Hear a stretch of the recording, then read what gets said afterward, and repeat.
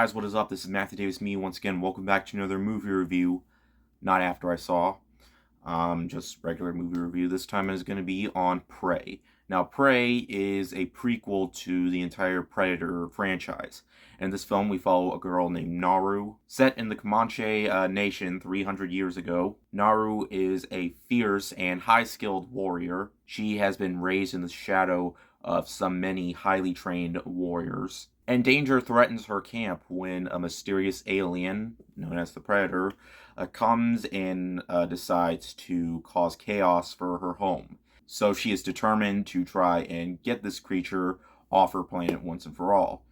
And yeah, like I mentioned before, this is a prequel to Predator, and it's a prequel that nobody asked for. Like, seriously, who in the right mind asked for another Predator movie, let alone a prequel, because it would seem like a terrible idea. However, this movie is from the director of 10 Cloverfield Lane, which I thought was excellent. This was even better than Cloverfield. So there might be a possibility that this film might not suck. And guess what?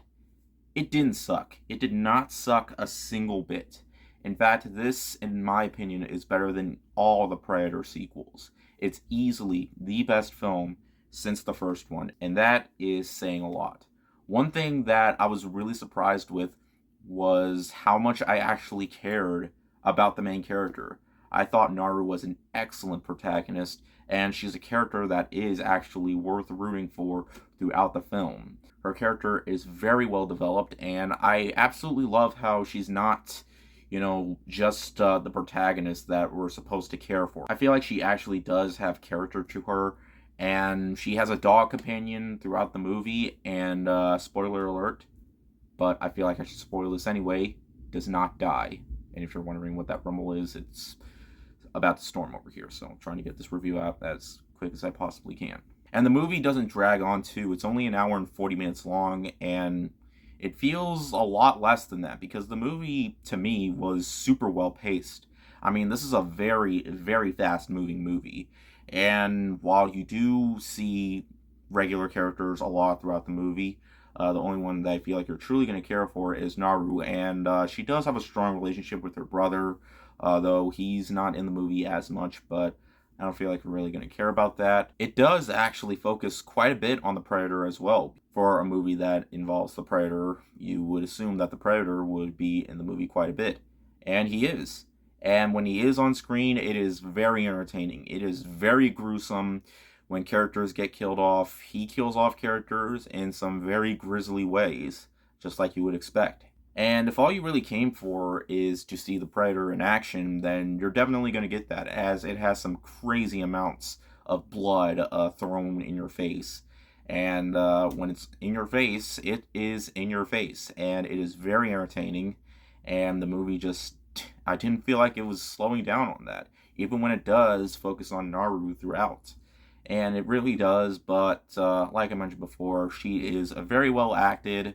And the acting too, even though there isn't that many characters in the movie, which you should be thankful for if you do not care for characters in a Predator movie other than Arnold Schwarzenegger, who was only in the first one, then do not worry, because there isn't that many characters in the movie other than, the natives and stuff like that. But I cared for the natives, and I wanted their home to be safe. And despite the fact that the Predator is taking over their world, and you kind of want the Predator to kill people, but I don't know. But because the Predator is so fierce in this movie, I feel like the director understood what made Predator such a great movie. Because it's not just a movie that is just throwing nostalgia. In fact, it doesn't really rely on nostalgia. It's doing its own thing with some different characters and a different perspective. It's not like in, a world full of soldiers and stuff like that, but natives who only have like bows and arrows and some pretty wimpy, guns on them, like hunting guns that they have to, that takes time for them to reload. And yeah, and the movie is very nice looking, the sets and all that, while there is some CGI that might not always be convincing, but it never ruined the movie for me. It's mostly CG'd, but there is some pretty good use of practical like makeup for like the Predator. In terms of, some nitpicks I do have with the movie, I do have a few issues. One would have to be where characters are speaking a different language and they don't add subtitles, so you can't really understand what certain characters are trying to say. I guess we're not really supposed to know what they're saying. I don't know. That's kind of a stupid excuse. What I'm trying to say, but and I guess the conclusion is kind of anticlimactic. It could have been handled a little bit better, but I mean, it didn't have a sucky ending. I mean, I feel like it was, well, I wouldn't say fully satisfying. I just felt like it moved a little too fast for me. But that did not ruin the entire film for me because I still cared about the main character. The movie still managed to have some very fun action throughout a lot of the movie, and it's not very long. It doesn't drag on too much, and I feel like the movie definitely knew what it was trying to do. It's not trying to rebuild a brand new franchise.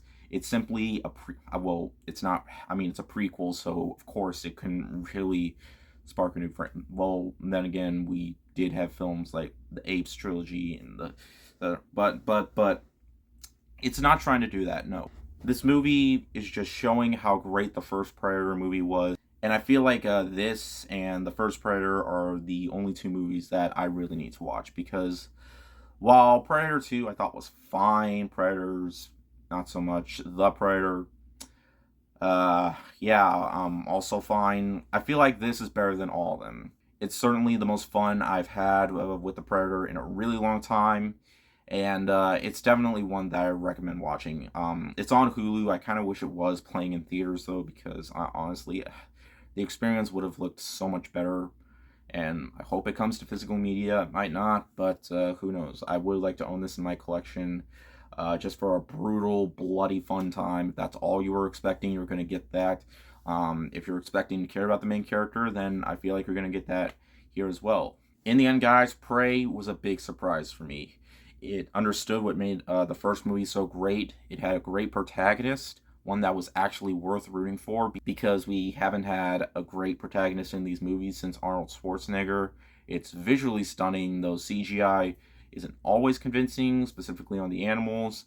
I still didn't feel like it was too distracting. I mean, they made it look acceptable, at least in my eyes. And yeah, all I can say is I am so happy that this movie did not turn out to be one ugly motherfucker. Yeah, anyways, thank you guys so much for watching, and anything coming out next week that I plan on seeing, uh, I don't know, probably, but I think there was. If I do, then it'll be in the next video. But anyways, thank you guys so much for watching, and I'll see you guys later. Word out.